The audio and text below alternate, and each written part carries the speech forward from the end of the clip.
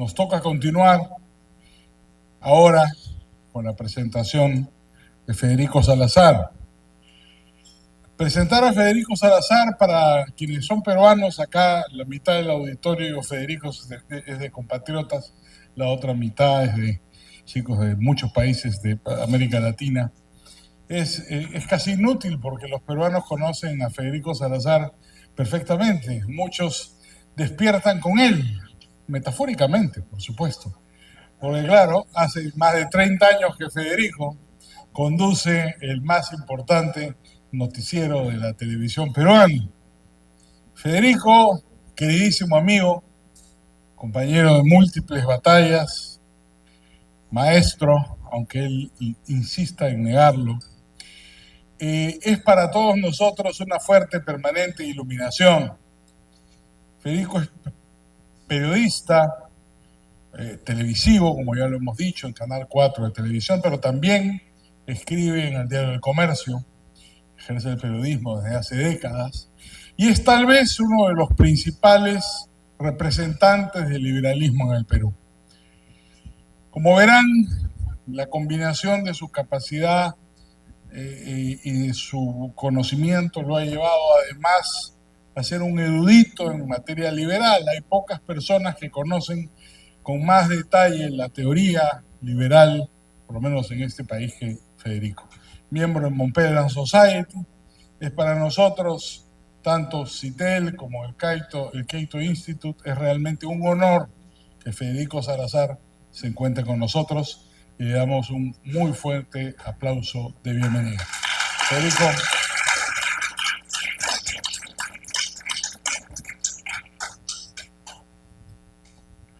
Hola. Muy buenas tardes, muchas gracias por acompañarnos. Gracias especialmente a Cato y a CITEL, en las personas de Ian Vázquez particularmente y Enrique, que ha hecho esta presentación excesivamente generosa, como suele ser en su caso. Y sobre todo a ustedes por la oportunidad de poder compartir algunas de las ideas y sobre todo temas que nos preocupan. Bueno, a mí me han invitado a hablar sobre la ética del liberalismo, lo cual para mí va a ser muy difícil, porque yo no creo que exista ni deba existir una ética del liberalismo. Así que técnicamente aquí tendría que acabar mi conferencia. Pero vamos a darle una oportunidad a los argumentos, por supuesto. Primero y como siempre hay que definir los términos. Ética viene del griego ethos, que significa costumbre, y moral es casi lo mismo, pero en latín viene del mores, que es también costumbre o comportamiento. Así que originalmente no había diferencia entre estos términos, aunque ahora se hable de ética como filosofía moral o como una rama de los estudios de la filosofía. Estos nombres están asociados efectivamente a esta parte de la filosofía que estudia y postula una definición positiva y a veces normativa sobre lo que es el bien y el mal, lo que es bueno, lo que es malo, lo correcto, lo incorrecto, sobre cómo deben conducirse los seres humanos en sus relaciones con los demás y con relación a la sociedad en su conjunto. Cuáles son las virtudes que hay que adoptar, cuáles son los vicios que hay que evitar o incluso castigar. Algunas éticas de los filósofos hablan también incluso de cuál es la vida o el tipo de vida que se debe seguir. Pero el liberalismo no es una filosofía. Es decir, no constituye una cosmovisión, o eso que los alemanes llaman una Weltanschauung, una cosmovisión. No es cosmovisión, según advierte el propio Ludwig von Mises en su libro El liberalismo, porque, y acá lo cito, porque no trata de explicar el cosmos y porque no nos dice nada y no trata de decirnos nada sobre el sentido y la finalidad de la existencia humana. Entonces, si no es una filosofía, menos una filosofía moral o una ética particular, porque ya hemos dicho que la ética es una parte de la filosofía. Al respecto, no tiene ni puede tener un mandato normativo sobre la conducta de las personas. ¿Qué es entonces el liberalismo? No es una filosofía, sino es una ideología, no en el sentido marxista de la palabra, en el sentido de Mises y otros.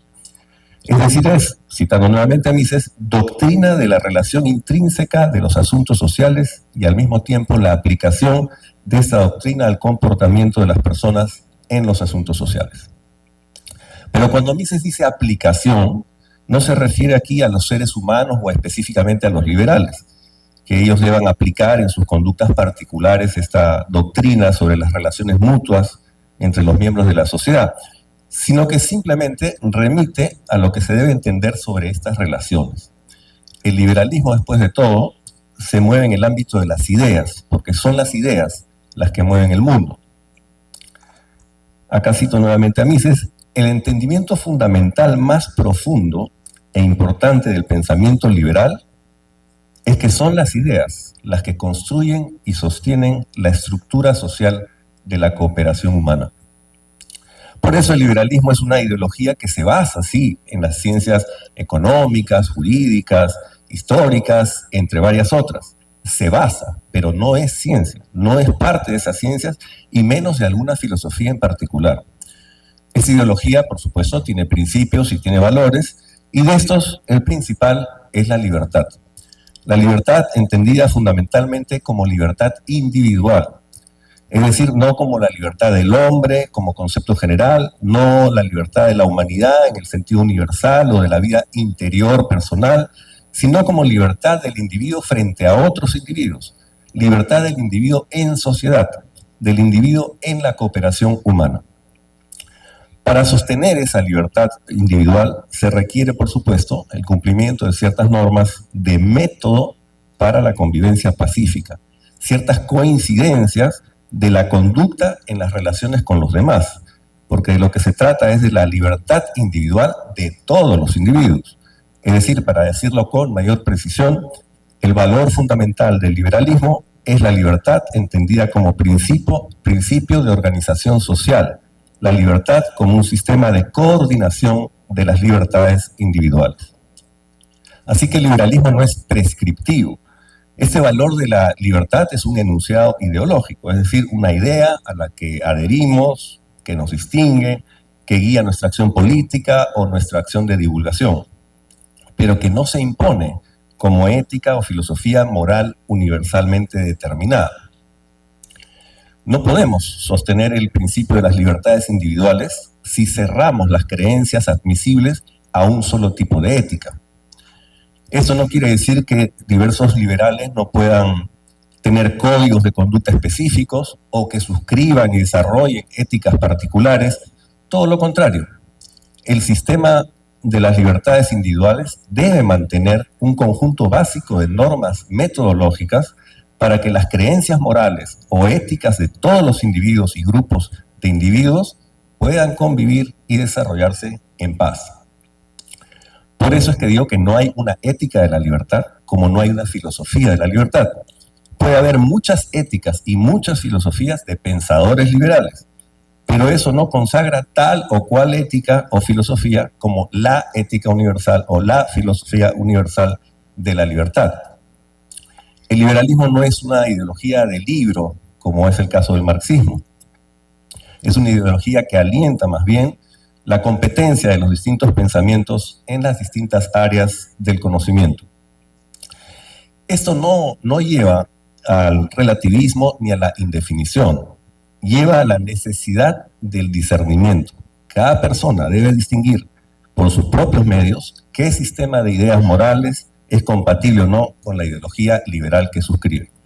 Así que estamos obligados a no dejar de pensar, porque tenemos que medir en cada momento qué contenidos caben en una sociedad organizada por el principio de la libertad como valor fundamental.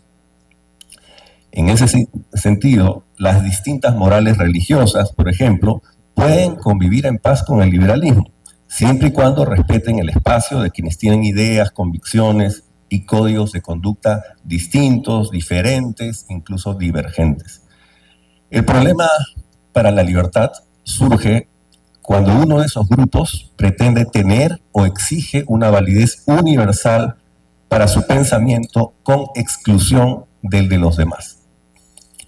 El liberalismo, como dijo Mises en 1927, debe ser intolerante frente a cualquier tipo de intolerancia. Esto no es lo mismo que la llamada paradoja de la tolerancia de Karl Popper, por si acaso. El filósofo austriaco reclamaba el derecho a no tolerar a los intolerantes. Pero eso es muy distinto a lo que dijo Mises. Dice Popper, deberemos exigir que todo movimiento que predique la intolerancia quede al margen de la ley y que se considere criminal cualquier incitación a la intolerancia y a la persecución, de la misma manera que en el caso de la incitación al homicidio, al secuestro o al tráfico de esclavos. Eso dijo Popper. Bueno, la propuesta de Popper está dirigida no a una creencia sobre lo que se debe pensar, sobre lo que debe pensar el liberalismo, sino que está dirigida claramente a una política de Estado. Pero si se hiciera caso a la formulación popperiana, tendríamos, por ejemplo, que criminalizar el Manifiesto Comunista de Marx y Engels, o las reflexiones sobre la violencia de George Sorel, o Mi lucha de Adolfo Hitler. Convertir esas publicaciones en delito. Eso si hacemos caso de Popper. Más aún, tendríamos que criminalizar este tipo de literatura como si se tratara de incitaciones al homicidio o al secuestro. Las ideas son las ideas y los actos son los actos. Hay una gran diferencia. Las opiniones no son lo mismo que las acciones. No tengo derecho a matar a nadie, pero debo tener derecho a expresar mi pensamiento intolerante. Eso decimos los liberales. De lo que se trata en el liberalismo es justamente de dejar libres a los hombres siempre y cuando no coacten la libertad de los otros. Hablar, escribir o publicar no coacta la libertad de nadie, al margen de cualquier contenido. Como el liberalismo, y nuevamente cito a Mises, demanda tolerancia ante todas las opiniones y todas las iglesias y sectas, debe rechazarlas a todas las que actúen con intolerancia. Y eso que dice Mises no se reduce al ámbito de las creencias religiosas, sino que alcanza también al campo de la moral personal, que implica la realización, consciente o no, de determinados valores o creencias sobre la vida personal. Con su comportamiento, escribe Mises, el alcohólico y el morfinómano se dañan solo a sí mismos. La persona que viola la moral que gobierna la vida del hombre en sociedad no solo se daña a sí mismo, sino a todos. Esta es la diferencia. Eso que Mises llama la moral que gobierna la vida en sociedad es lo que nosotros hemos tratado como la metodología de la convivencia pacífica. Es decir, tenemos una moral personal y tenemos una moral de convivencia. Unas reglas que pueden valer solo para nosotros y otras reglas que deben valer también frente a los demás. Para respetar estas reglas de convivencia, tenemos que percibir claramente el beneficio que nos reporta el que todos o la mayoría de nosotros se adhiera a las mismas. Tenemos que percibirlo y tener la fuerza de voluntad para sostenernos en esta acción de mutuo beneficio. Podemos suscribir o adherirnos a una moral pública, esta metodológica, pero esta debe estar vacía de contenidos éticos positivos, por lo menos para ser considerada como parte del sistema obvio y simple de la libertad, como lo llamaba Adam Smith. Muchos liberales, sin embargo, han creado sus propias éticas, sus filosofías morales. Eso no tiene nada de particular. El problema viene cuando el liberal o cualquier otro pretende que su sistema ético sea la ética de todos los demás. El caso más conspicuo es el de Ayn Rand, una escritora de origen ruso, pero que desarrolló toda su actividad literaria y filosófica en los Estados Unidos. Es una defensora rotunda de las libertades y muchos de nosotros nos hemos nutrido de sus libros y de sus artículos. Rand desarrolla una filosofía completa, a la que llama objetivismo. Dentro de ella expone un pensamiento ético, es decir, una doctrina sobre los valores humanos. Es obligación de la ética, dice esta autora, enseñarle al hombre, comillas, de qué manera debe vivir como hombre. Y nuevamente cito, para la ética objetivista, expone Ayn Rand, la vida humana es el patrón de valor y la vida el propósito ético de cada individuo. Nosotros hemos dicho antes que el liberalismo es una ideología cuyo valor fundamental es la libertad. Hay que preguntarse entonces cuál de estos valores debe entenderse como el vértice de los otros valores de la libertad. La vida humana es, por supuesto, un principio esencial de las libertades, pero es un derecho. Es decir, yo tengo derecho a vivir Nadie tiene derecho a quitarme la vida o a atentar contra ella. Pero, ¿podré ser libre de tomar una decisión que arriesgue o acabe con mi vida? ¿Qué pasa, por ejemplo, con la eutanasia o con el suicidio? O, sin ir muy lejos, con esa especie de suicidio a plazos, que es la adicción a las drogas o el alcoholismo. En la ética de Ayn Rand, tendríamos que negar el derecho a decidir sobre la propia vida. ¿Dónde queda entonces eso que Thomas Szasz, otro extraordinario pensador liberal, llamó nuestro derecho a las drogas? El ser humano, agrega Ayn Rand, debe elegir sus acciones, valores y metas de acuerdo con la norma de lo que es apropiado para el hombre, a los efectos de alcanzar, sustentar, ampliar y gozar ese valor supremo, ese fin en sí mismo que es su propia vida. Estamos de acuerdo, por supuesto, en que esta es una muy buena y muy loable opción, pero ¿qué pasa con la persona que valora más el placer actual que el cuidado de su salud a largo plazo? ¿Tiene derecho o no a hacer esa elección? ¿Tiene derecho a realizar acciones que otros consideran erradas? Según Ayn Rand, no.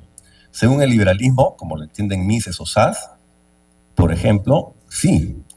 Sobre la base de considerar la vida humana como valor supremo de la ética, Rand despliega y desarrolla los otros valores que ella llama cardinales, como la razón, propósito y autoestima, con sus valores subsidiarios de racionalidad, productividad y orgullo. En el caso de la racionalidad, Ayn Rand sostiene que es comillas, la virtud básica del hombre, la fuente de sus demás virtudes. El vicio básico, agrega, el origen de todos sus males, es el acto de desenfocar su mente, la suspensión de su conciencia, lo cual no equivale a cegarse, sino a negarse a ver, no a ignorar, sino a negarse a saber. O sea, todo lo que está desenfocado o se niega a saber, lo que sabe Ayn Rand, es un ser vicioso e irracional. Nada de esto tiene que ver, por supuesto, con la tolerancia y con la consideración del derecho a errar ideológica o políticamente. Para el objetivismo de Rand no hay errores o diferencias, sino vicios y maldades. Los liberales suelen considerar los argumentos de sus adversarios, sin embargo, como errores intelectuales, que se deben combatir con ideas en competencia, no ideas de exclusión y de autoatribuida superioridad moral. Ayn Rand ha hecho ver que la moral del altruismo puede llevar a la negación de los más básicos principios axiológicos y, por tanto, a la destrucción de la sociedad. Sin embargo, una cosa es el altruismo a la fuerza, compulsivo e involuntario, y otra muy distinta, el altruismo autodeterminado, el altruismo voluntario, el altruismo por uno mismo. Ser solidario con otro porque me fuerzan a hacerlo no es ser solidario, sino es ser obediente o sometido. Una sociedad que respeta las libertades, por el contrario, debe respetar y hacer respetar el altruismo voluntario. La autora de la Rebelión de Atlas la emprende contra el autosacrificio desde el punto de vista de su ética objetivista.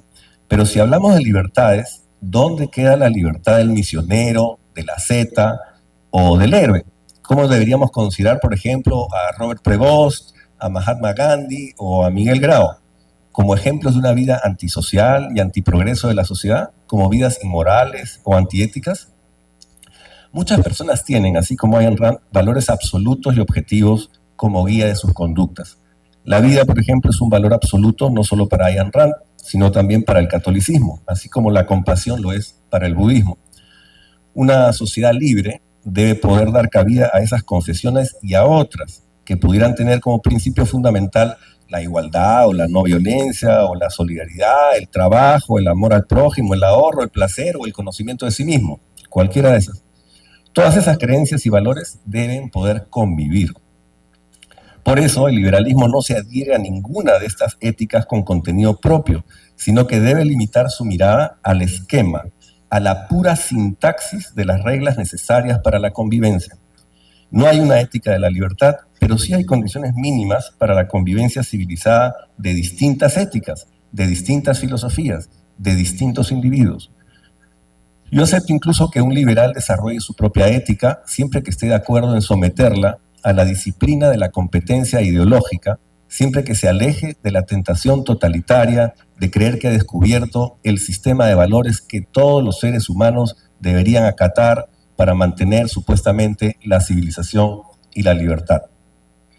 Otro liberal que desarrolla su propio sistema ético es Murray Rothbard, que participó del seminario de Mises, como Ayn Rand también a veces, en Nueva York, pero que discrepa de su maestro en cuanto a la posibilidad de hacer una economía libre de juicio de valor.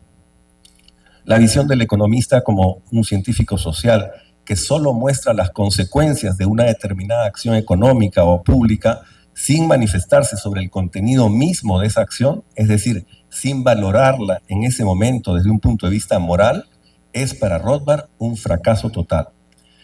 El autor de La ética de la libertad quiere decir que no basta con que un economista demuestre, por ejemplo, que el control de precios es malo y que traerá funestas consecuencias. Dice que a eso debía limitarse el economista sin juicios de valor, según Mises, dejando de lado que mucha gente pueda querer el control de precios a pesar de que hubiera una demostración racional de su falta de idoneidad. A partir de esta observación, Rothbard señala la importancia, supuestamente no advertida por Mises, de los valores objetivos. Así sostiene que, comillas, la tentativa de Mises por defender el laissez-faire, pero manteniéndose a la vez alejado de los juicios valorativos, asumiendo que todos los partidarios de la intervención del gobierno abandonarán sus posiciones cuando conozcan sus consecuencias, carece totalmente de fundamento. Pero la idea de Mises era que el economista, en el momento de hacer su análisis económico, debe limitarse a estudiar las causas y efectos y las acciones y las consecuencias, la idoneidad de la elección de ciertos medios para la obtención de ciertos fines. No repara Rothbard en que el liberalismo es ideología, no es ciencia, no es como la ciencia económica, que si bien se basa en los resultados de la ciencia económica y de otras ciencias, no se abstiene de tener posiciones y combatir las ideas erróneas de los adversarios ideológicos. Nadie que haya leído, por ejemplo, La mentalidad anticapitalista de Mises puede creerse ese cuento de que el economista austriaco se abstenía de hacer juicios de valor o que defendía un laissez-faire ajeno a los juicios valorativos. Equivocadamente, Rothbard le atribuye a Mises un solo estricto juicio valorativo, el que desea supuestamente satisfacer los objetivos de la mayoría de la gente. Rothbard confunde la concepción de Mises sobre la economía o la praxeología con la concepción de Mises sobre el liberalismo como ideología. Por eso Rothbard llega a la conclusión de que los contenidos éticos objetivos son necesarios e ineludibles para la causa del laissez-faire y de la economía del libre mercado. Y acá lo voy a citar ampliamente. Para ganar este pleito, dice el fundador del Mises Institute de Alabama, es preciso desbordar el campo de lo económico y lo utilitarista y establecer una ética objetiva que afirme el valor determinante de la libertad y condene moralmente todas las formas de estatismo, desde el igualitarismo hasta el asesinato de los pelirrojos y todos los restantes objetivos dictados por el ansia de poder y la satisfacción de la envidia. Para aportar plenos y convincentes argumentos en favor de la libertad, no es preciso convertirse en un esclavo metodológico de cualquier objetivo que pueda parecer deseable a la mayoría de los ciudadanos. Hasta ahí Rothbard.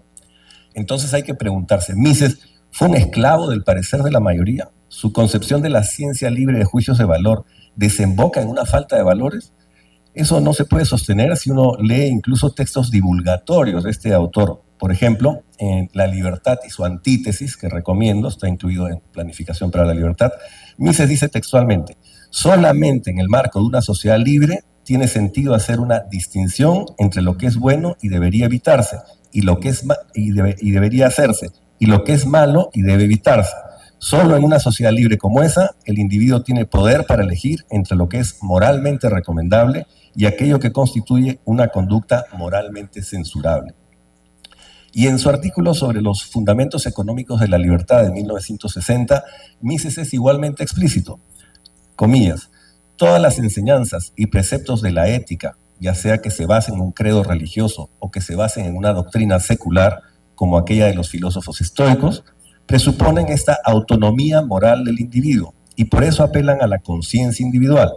Estas presuponen que el individuo es libre de elegir entre varios modos de conducta y le reclaman comportarse en conformidad con reglas definidas, las reglas de la moralidad. El problema es, por supuesto, cómo se reconocen esas reglas de la moralidad.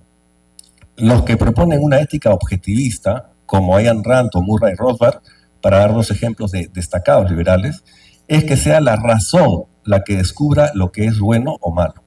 Para Rothbard, el fundamento de los derechos es la ley natural, lo que él considera la ley natural, que la razón humana, y solo ella, puede conocer.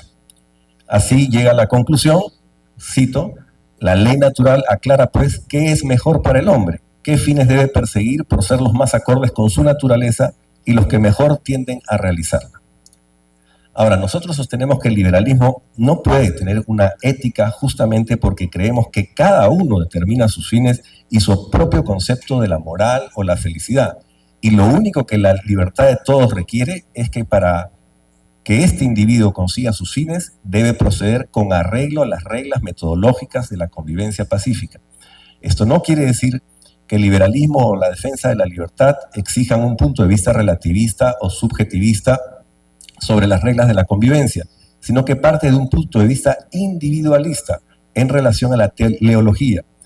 Si se creyera en que la razón, y siempre habrá que preguntarse la razón de quién, determina cuál es la naturaleza del hombre y por tanto cuál es la ley natural y cuáles los fines legítimos, dejaríamos de lado a los individuos que entienden otras cosas, que quieren otras cosas, que se proyectan a otros horizontes. La razón humana no es una razón universal. El individuo tiene derecho a equivocarse con respecto a sus fines y con respecto a los medios que escoge para alcanzarlos. Y no solo tiene derecho a equivocarse en función de lo que otros entienden por naturaleza humana o por razón humana o por ley natural, sino, y lo que es más importante, tiene derecho a divergir, a ser diferente y a pensar distinto. Lo único que se puede exigir a todos es que sus códigos de conducta respeten a lo de los demás. No se puede hacer eso, sin embargo, si el punto de partida es una especie de ciencia natural capaz de determinar indubitablemente lo que es en sí mismo bueno o malo, correcto o incorrecto, moral o inmoral. El problema parece provenir de una indistinción entre la ciencia natural, las ciencias de la acción humana y las ciencias del hombre. La ciencia natural y las ciencias exactas pueden encontrar resultados objetivos y universales, o sea, universalmente demostrables. Las ciencias de la acción humana no dicen ni pretenden decir nada sobre los fines que establece cada persona para sí misma o para el grupo.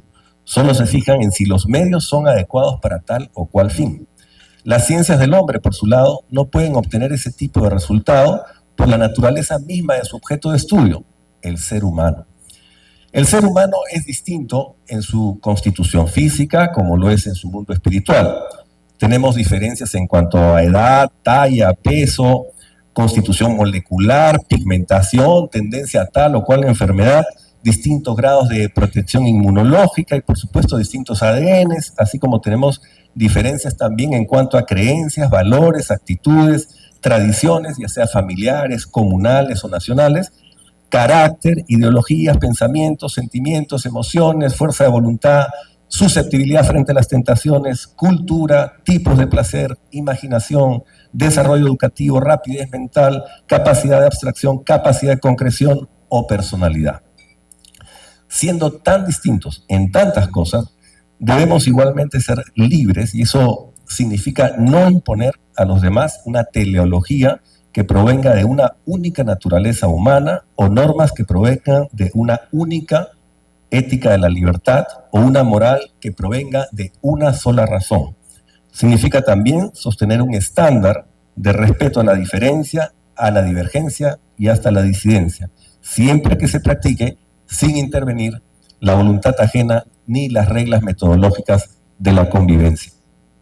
Estas reglas de convivencia tienen que ver con el respeto a la vida y a la integridad física, a la propiedad y las promesas, al ámbito privado y a la intimidad, al buen nombre y a la reputación, entre otros.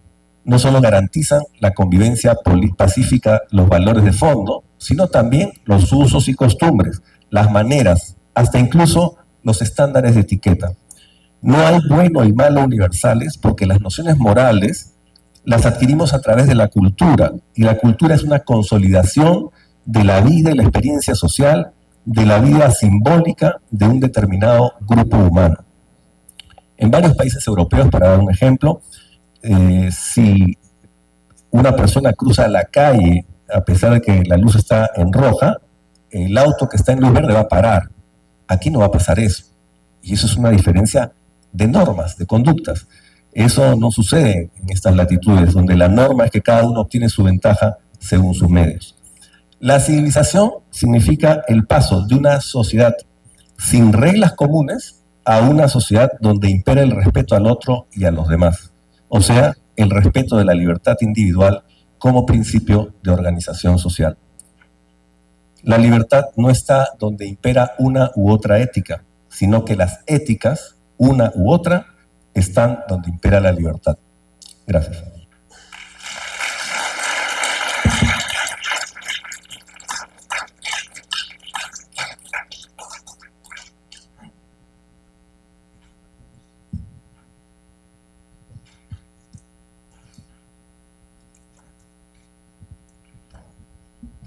Si tenemos preguntas.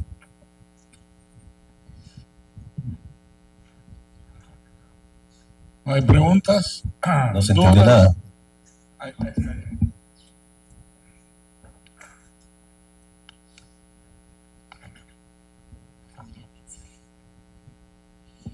Primero, muchas gracias por la charla. Bueno, mi nombre es Soledad Castillo, soy de Perú.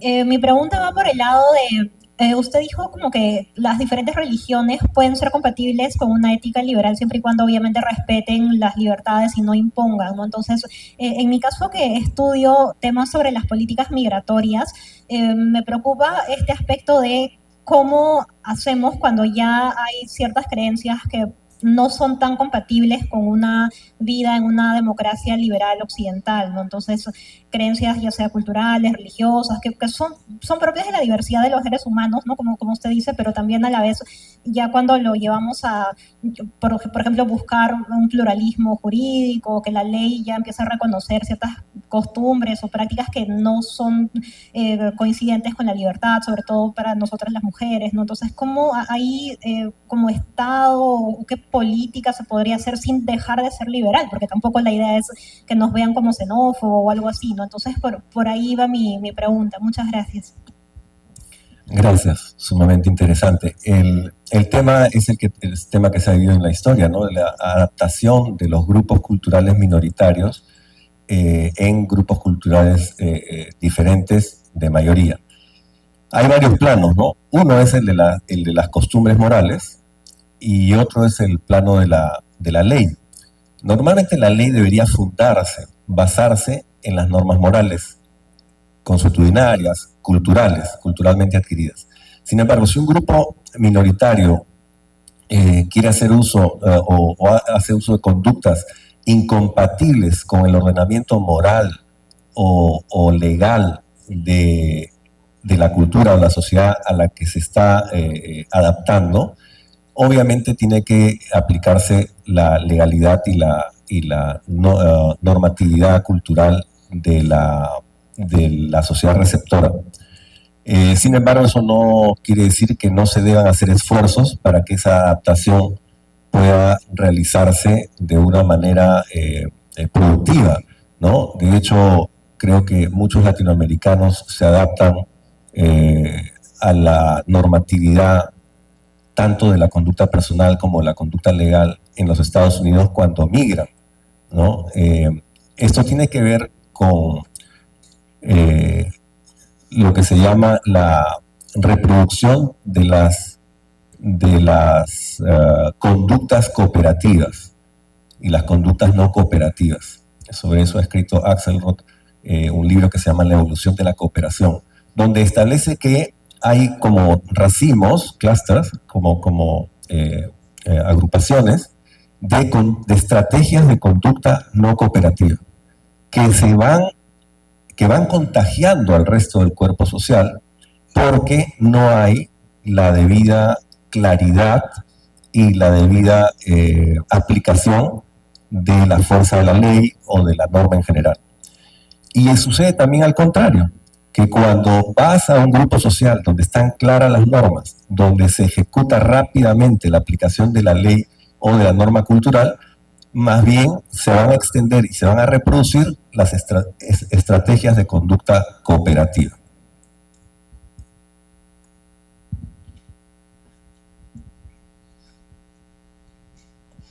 ¿Qué tal, Federico? Dos preguntas cortas. Bueno, primero sobre su opinión acerca de Hans Hermann Hoppe y la ética argumentativa, si es que usted cree que es válida. Y en segundo lugar, justo un poco por esa línea, ¿qué opina usted de no sé si ha escuchado de la falacia naturalista de David Hume? Que trata de desmontar el naturalismo. ¿Usted considera que hay alguna... ¿Usted considera... ¿Cuál sería su respuesta al respecto? Bueno, sobre Hoppe, él ha partido de Rothbard y ha continuado esa reflexión y realmente lo ha llevado a posiciones a veces hasta antidemocráticas, monárquicas, ¿no? Pero es un pensador al que obviamente hay que prestar atención y analizar, porque dentro de todo tiene cosas muy importantes. Curiosamente, él prologó la segunda edición alemana de liberalismo. Pero es increíble que se haya apartado tanto de la doctrina de Mises en ese libro, por lo menos. Con respecto al tema del naturalismo, hay una percepción, por ejemplo, hablábamos de Rothbard y su concepto de la ley natural, que no es el mismo concepto de ley natural de otros autores. Entonces, porque la visión de Rothbard es un poco racionalista, en el sentido casi del racionalismo constructivista al que se opone Hayek, ¿no? Y yo creo que la contribución del naturalismo es innegable, pero obviamente no vivimos en una sociedad ni en un mundo siquiera absolutamente naturalista. Pero sí es importantísimo tener en cuenta la evolución del derecho natural y el derecho moral para desarrollar el derecho positivo en lo que le corresponde al derecho positivo. De otra manera, va a haber una contradicción entre las normas legales y las normas morales. Y eso es lo que causa la quiebra normativa en la sociedad que finalmente lleva a las revoluciones.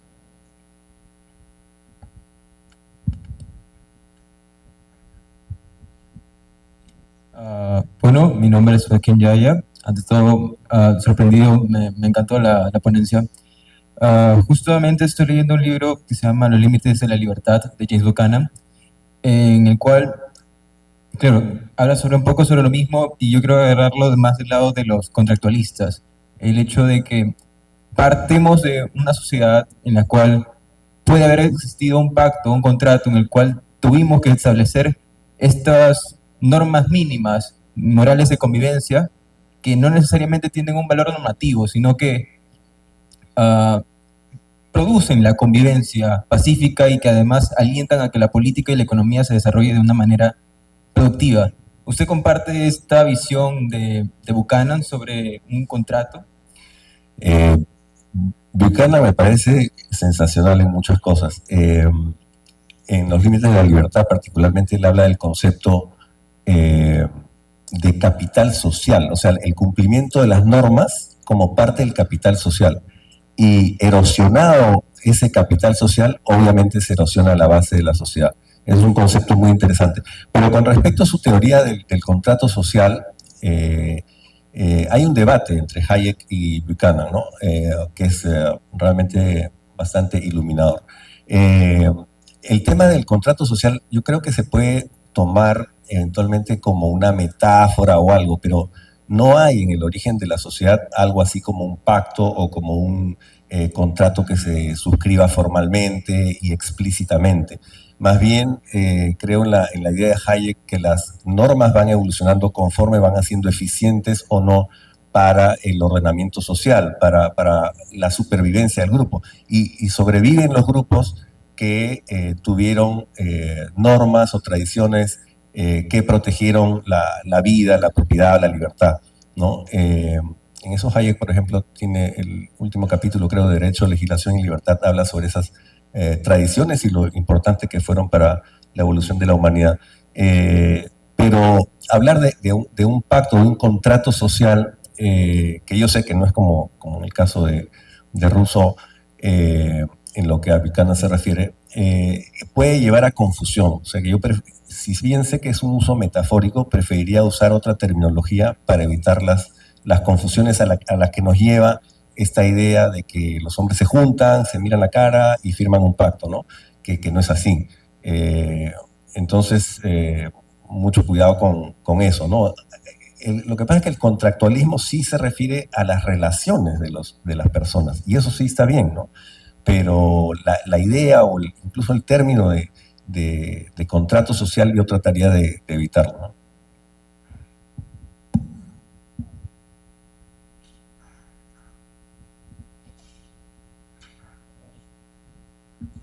¿Más preguntas? Sí, por ahí hay una.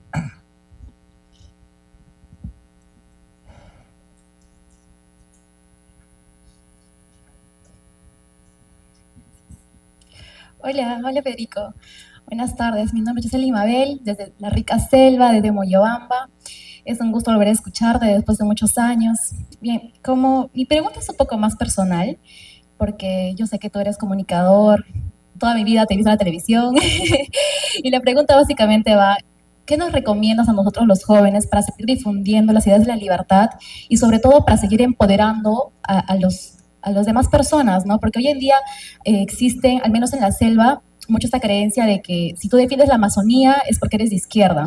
Entonces a mí me paran tildando de roja todo el tiempo y yo estoy como que, no, yo soy liberal, defiendo el libre mercado, las libertades individuales y me encantó que hayas mencionado a Ayn Rand porque ella también como que habla de eso. Y eso, básicamente, gracias. Muchas gracias. Bueno, la tarea de la divulgación tiene muchas variantes y muchos enfoques, ¿no? Yo particularmente creo que la primera tarea es formarse, ¿no? Porque de eso va a depender tu difusión, o sea, la calidad de tu difusión, ¿no? Y hay que formarse con las lecturas básicas, ustedes creo que ya más o menos tienen conocimiento de eso. Y lo segundo es que yo recomendaría, aparte del tema de la difusión a través de medios, lo que más recomiendo es el trabajo en grupos pequeños, porque el trabajo en grupos pequeños permite razonar, debatir y pulir, ¿no? Y de esos grupos salen no solamente argumentos, sino formulaciones que después se pueden pasar al resto del grupo social, ¿no? Pero sí creo en el trabajo, casi diría clandestino, de muy pequeñitos grupos, donde se puede hacer lecturas, por ejemplo, compartidas, o donde se pueda discutir algún tema en específico con relación a varios autores, o donde se pueda llevar a alguien a que haga una pequeña exposición de algún tema particular. Pero lo principal es formarse, y no solo formarse en liberalismo. Por ejemplo, creo que hay un desbalance de la formación económica con la formación en ciencias humanas entre la mayoría liberales, ¿no? Y yo creo que ahí hay que trabajar mucho, hay que leer mucho lo que se llama o Cassirer llamó la antropología filosófica, en general el tema de la cultura, la influencia de la cultura en las normas y de las normas en la sociedad, por ejemplo, ¿no? Entonces hay que formarse en todo, ¿no? En todo lo que es ciencias humanas y economía en particular, por supuesto. Gracias.